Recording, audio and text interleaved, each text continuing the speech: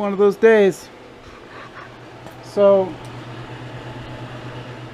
Cinco de Mayo. Got a little bit of a fire going. Kind of take the chill out of the air. And today, before I get to work on fun stuff, bunch of repair crap, I need new chairs. They've been repaired before by somebody, but anyway, yeah. So that's my day for a little bit before we get working on that. At least it's getting kind of warm in here though, so I gotta turn the flue down on it just a tad, try to kind of capture some of the heat. That thing is awesome. So anyway, we'll get to the truck as soon as we can. So I've been doing some research, and I'm gonna have to figure out something to do about the trans tunnel on this to fit that any of the manuals in it. LMC truck, Sherman's, nobody has transmission tunnels for those trucks apparently, so I'll either have to fabricate one, find a truck in the junkyard, something like that. I don't know. For right now though, I'm just gonna get these chairs done. I'm sure you don't want to see that, so I'll come back to you after I got the chairs glued up and we start working on this. See ya. What's going on? Made a little bit of progress.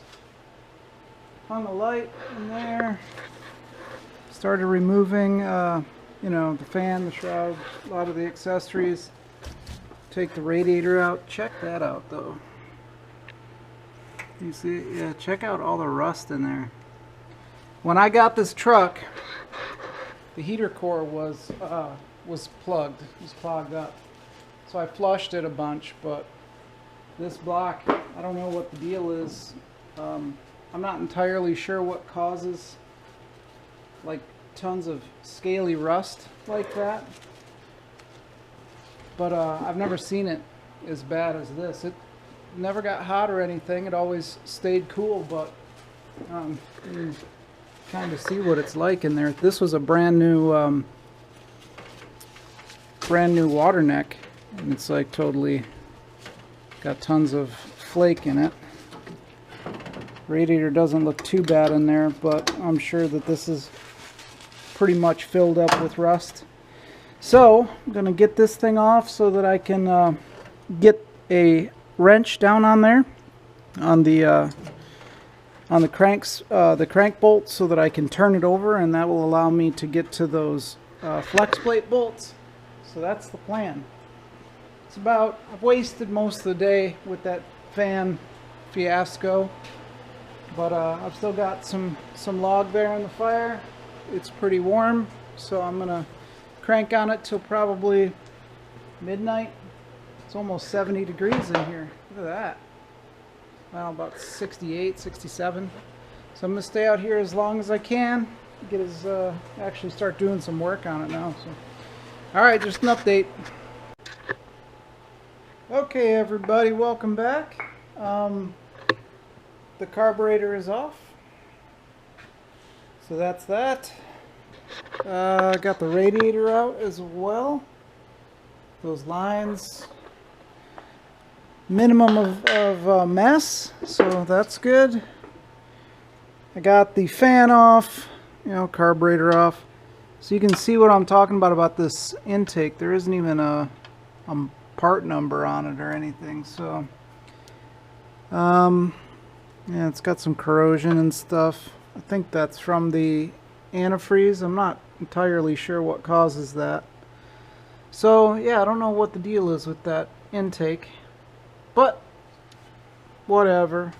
So got all that stuff off. I did manage to get the flex plate bolts off. Can't really see them because they're, you know, back in there. But the flex plate bolts are off. Tomorrow I got the 727 It's just sitting over there. Put the tube on it to stop it from leaking, so that's good. So I'll just slide the ATV jack underneath the trans. I have to take off the rest of these cross member bolts right there, and that should drop that down. Then I put a piece of wood up underneath the engine to kind of help it rest down. I gotta figure out if I'm gonna put a jack underneath of it to hold it up, or if I want to use the lift, or the cherry picker rather, and just grab it by the front here and hold up the engine. There's kind of pros and cons to both of those. You know, if I use the cherry picker, it's huge and it's in the way, you know, but because of this jack, I can't put the jack under the oil pan and still use the ATV lift under the transmission. There's just not enough room. So the only way that I can think about doing it is I might be able to slide that in from the side, maybe, or realistically I really should just put the cherry picker on the carburetor, or on the intake manifold, and lift it up and just do it that way. So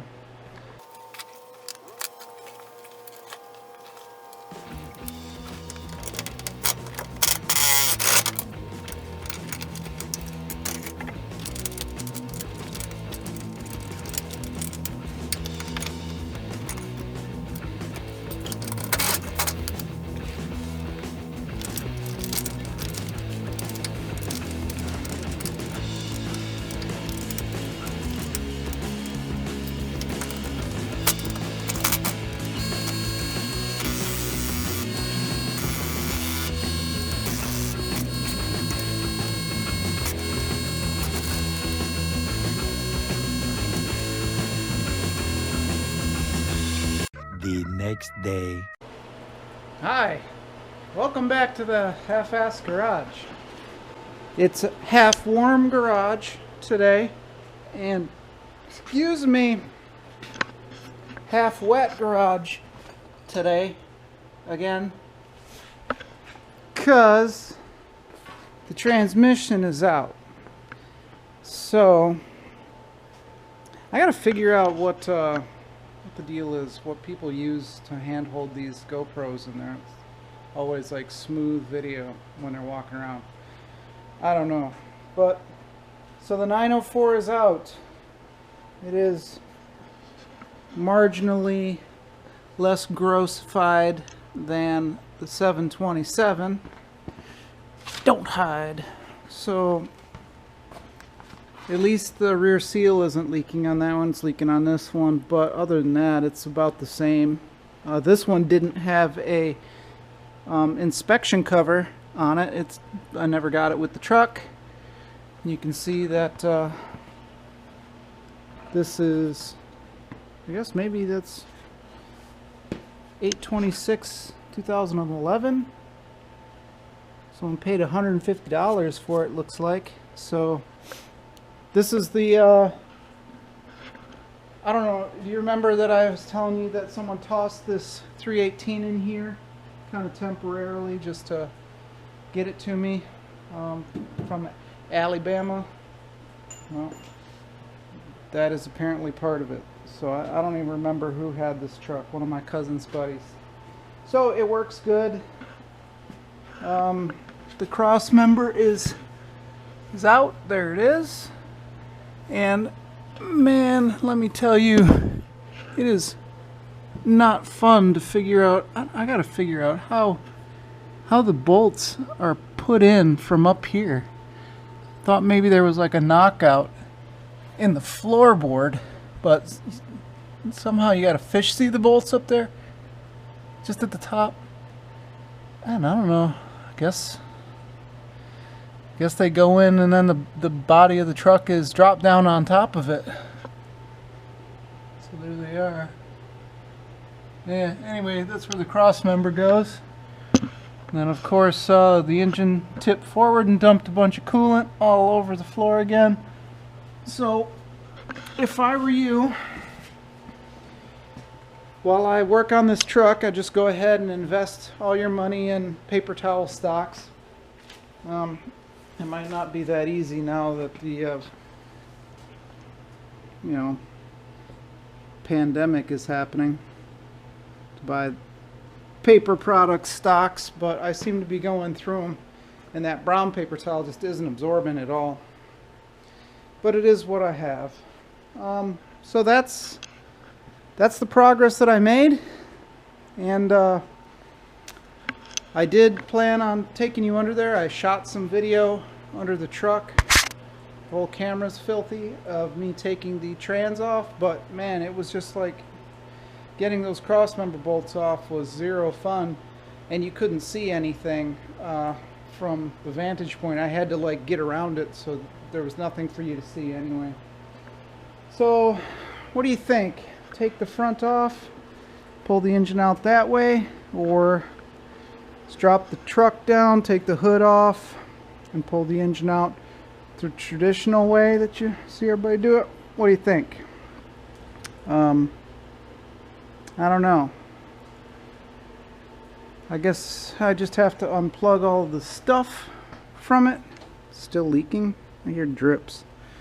So still leaking, but I can now measure the difference between these two. So I'll push those together, and then you can see the difference between the 904 and the 727, and that will we'll be able to look at the difference between the 833 and the 904. It should be 4 inches shorter, but I don't know. I've never actually had these three transmissions all together in one spot, so I'll be learning along with you.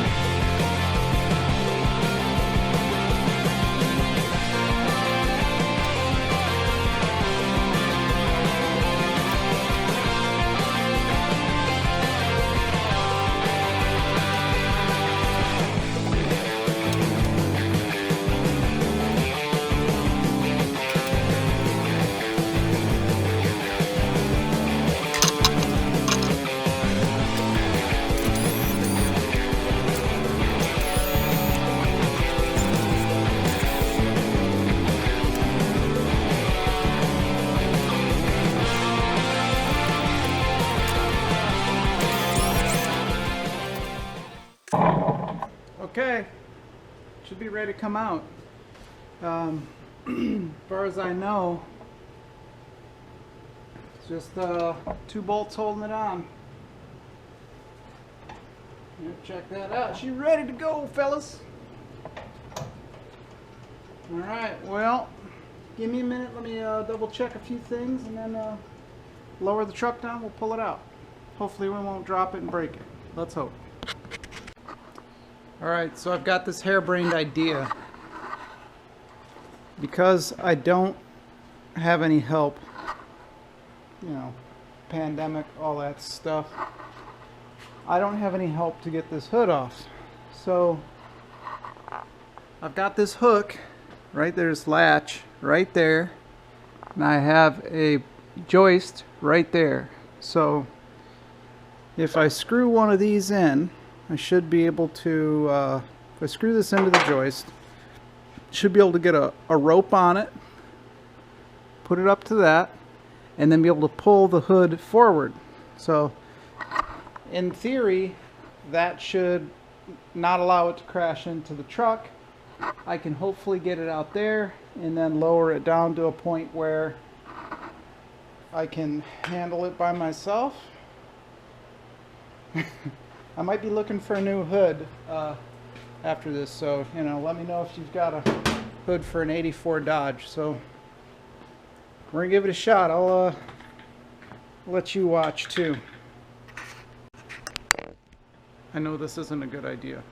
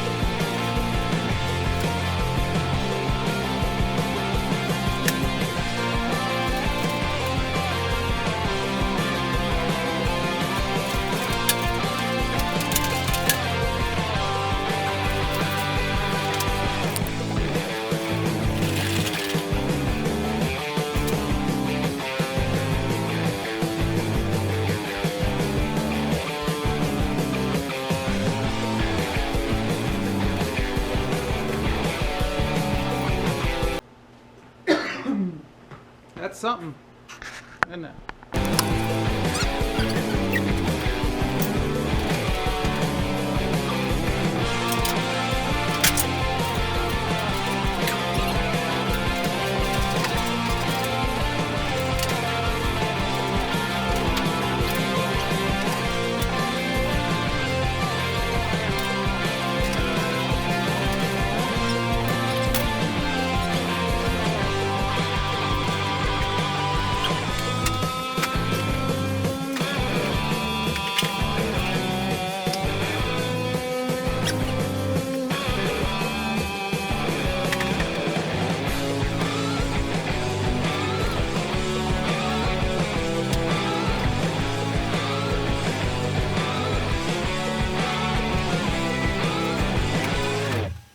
So what'd you think of my crazy idea? Worked out pretty good, huh? Oh, I'm making the mic freak out. Yeah, I can't hold it steady. Yeah, not too bad. I mean, it worked. So, can't tell if that spider's dead or alive. I don't know. I have to figure out where to put this hood now. I don't know, but yeah, I was pretty proud of that because that was something that's kind of gnawing at me. I didn't know what to do. So now, oh, she's ready. So let me make some room around here and we'll pull it out.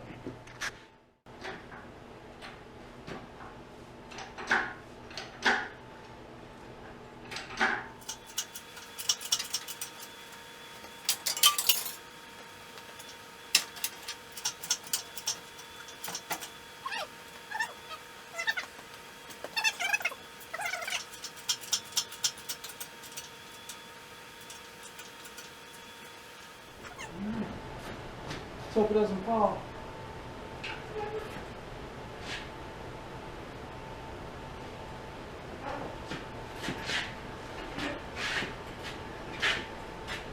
This always freaks me out.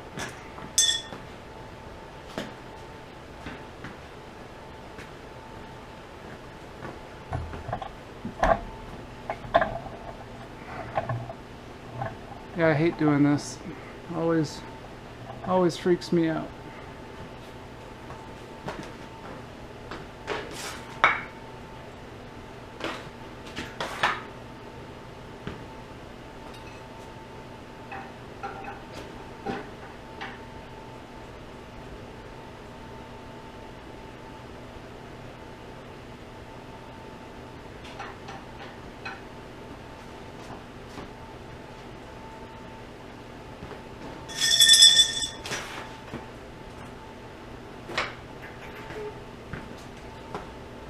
I wouldn't be surprised if it pulled that intake manifold right off.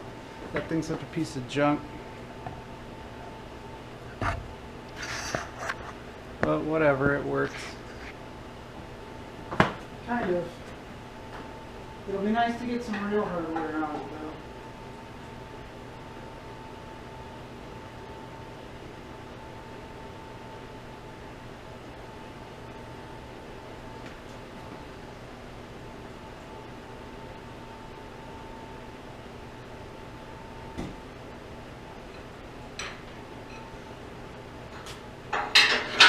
Yeah, let's take a look at it. I've never had it out since I had the truck, so man, 14 minutes already? Good Lord. Alright, 1991.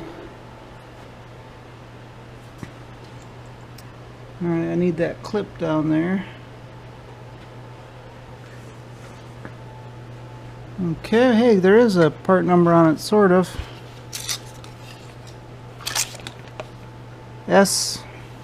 What is that? SB2 BB318 or B318. That's a nice silicone hose. I'll have to look that up, see what the deal is.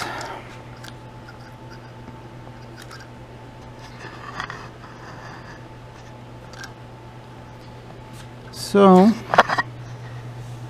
this one's drilled too. Feels about the same as the other one. I think they're all drilled about the same. These have the 302 casting heads on it, so that's nice. Ran pretty good. Let me show you. Well, these are okay. Broken right off. Look at how deep inside that is. Let me get a little light. This is a perfect example of what you don't want to happen. Look at how deep that is. It's like actually inside the head. That I would have to have somebody with a mill indicate this thing all off to find the center and then mill into it and then tap it out. So it has to be the size of the bolt minus the thread, so that whenever you mill into it, you're just catching the inside of the thread, so you're leaving the threads, and you try to tap it out and remove the threads. Other than that, you'd have to oversize it. So no more broken ones on that side. It's just they're just open, and then lo and behold, right there again, gone, broken off again inside. Looks like somebody tried to fix it unsuccessfully. Broken off inside, and then nothing. So a lot of work. Mud nests for the wasps. A lot of carbon. Look at that nasty casting right there. Look at it. You can see it great. The shadow. Man, that casting sucks. Look at that one too. I wonder if that's supposed to be a feature. I can't imagine why they would have that like that on there on the exhaust. It's on all of them. Is that supposed to do something? Cause some type of ripple effect with the exhaust? I don't know. I've never seen that before. Man, that thing's carboned up. Yeah, I've never seen that before with any heads, and people say that they're, you know, these big inclusions or whatever are a good thing, but I don't know. Pretty dirty though. Nasty. So check it out. And I haven't ever seen it like this. So it's me and you together. And I like this truck too, so, but it is filthy nasty.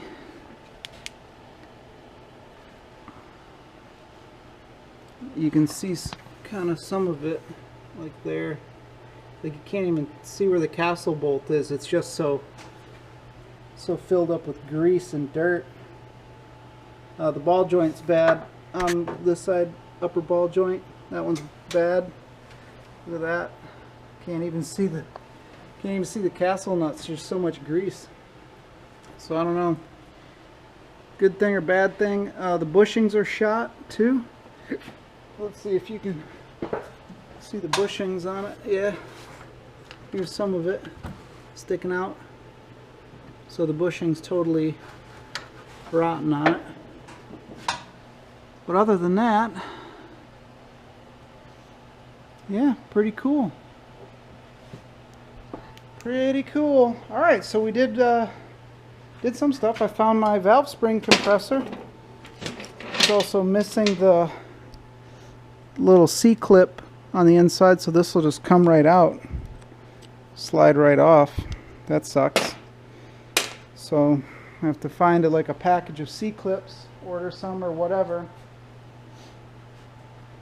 Yeah, check it out. Oh wait, it's still up on the jack. Let's lower this sucker down. Let's add the lowering kit.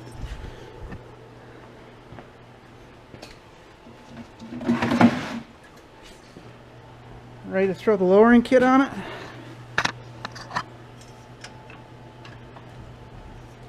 There we go.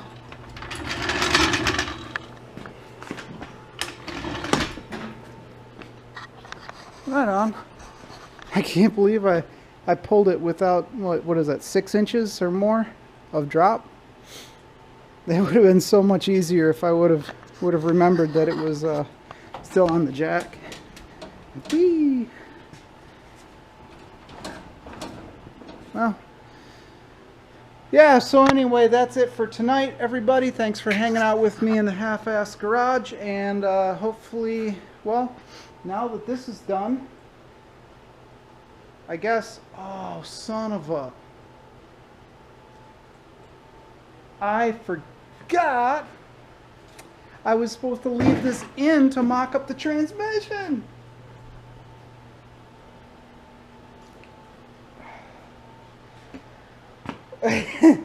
Whatever, man. Whatever. I don't know what to tell you, but I can tell you this. I lined these up so that you can see. I was telling you that there's a length difference. 727, 904, 833. So the 727 and the 833 are identical. So what I can do, though, kind of aside from that, is since this is out, I can move the transmission over to it and butt it up that way.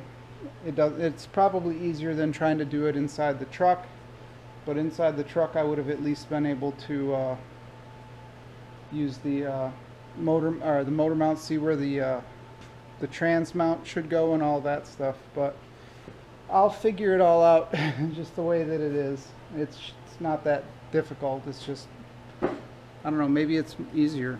I don't know, I've never done it this way outside of the truck. Anyway, so that's it. There's the difference between a 4-speed, a 904, and a 727. I don't know how much that is. It looks to be about 4 inches, which would be what I've read. So that means that the drive shaft will have to be shortened a touch for this to go in it.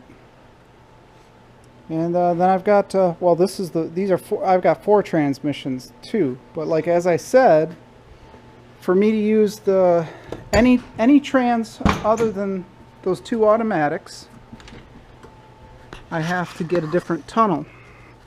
So if I use the 833 tunnel, or 833, I have to modify like a bulge here that kind of comes up and kicks out a little bit here for the shifter, because the shifter will be on this side.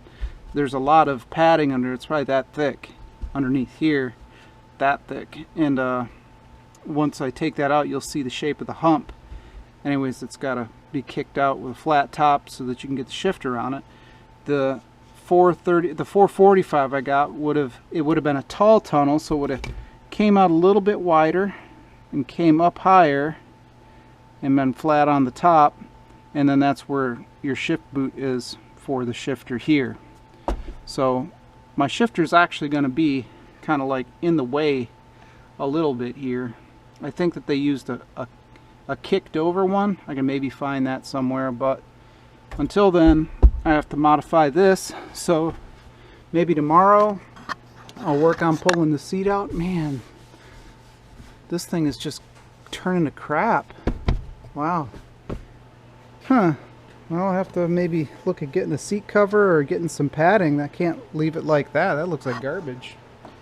Anyway, like I said, thanks for hanging out with me in the half-assed garage. It's already 24 minutes since I started the engine pull thing and took you along for the ride. So that would make it roughly 10:30 at night, 10 o'clock at night right now. So I'm going to head on in.